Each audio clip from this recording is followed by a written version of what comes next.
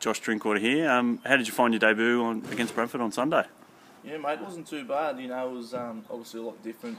The playing conditions in Australia, it was very cold and a little bit wet. But I thought, we lost a few boys early on, and fullback in their centre, so two key players. But all the boys stood up, I thought, and there's a lot of positives to take away. We didn't get the 2 points, which we probably, I think we should have. But in a way, it could, set up our season in a way. And you've been literally in the country for a week. How's it, been the adjustment and the weather and the jet lag and all that sort of stuff? Yeah, the jet lag wasn't too bad. I think it's starting to kick in a little bit now. I've been going to bed nice and early and whatever, but the weather's cold, mate. It's a lot different, and I don't really like the cold a whole lot. So I've been freezing and warming up on Sunday against Bradford. My hands were numb, and it was cold. But all the boys have been welcoming, and it's a great bunch of boys here, so they've made it a lot easier. And so far so good.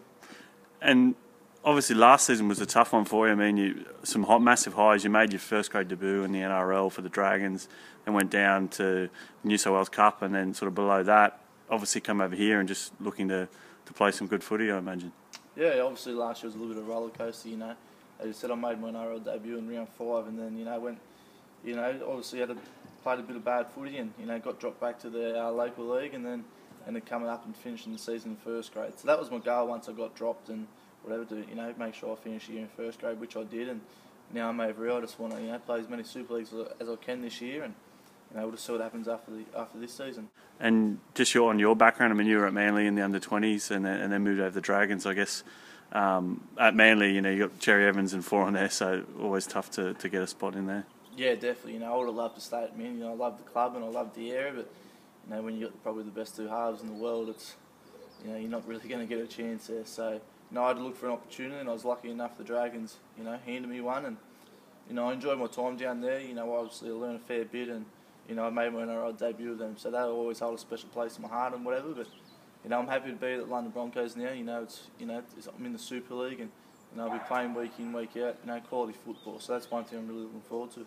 And it's a small world in footy. I mean, Michael Witt was here last year at the Broncos. Now he's at the Dragons, partnering Gareth Widdop for the start of the season this weekend, and you're in his position. So I guess it's a weird world. Yeah, it is. Witty's a terrific bloke. Before I came over, I spoke to him a fair bit about it, and when I wasn't sure whether I was going to come or whatever, we always spoke to him, and he had nothing but positive things to say about the players. So it made it a lot easier, and he's a terrific bloke, and I'm sure you'll do great things at the Dragons this year, and hopefully I can do some good things over here. And Ben Farah in the halves alongside you. I mean, he was at Manly at the same time you were, so I guess that's another familiar face. Yeah, no, it's good. Obviously I didn't know Benny real well at Manly, but obviously knew of each other, so I flew over with him, whatever. So it's made it a lot easier having him here, and he's one of my good mates over here now. So it's just nice to have another Aussie over here, and someone you can lean on and whatever. And mate, he's a terrific bloke. But in saying that, all the other boys here, they're just great fellas. So I'm pretty lucky to come to a team where all the boys are very welcoming, and I'm really enjoying the place so far. Broncos have had a tough start, but you've only been here, a week. I mean, a bit of responsibility on you as a halfback to sort of lead them around and build on what was a better performance on Sunday.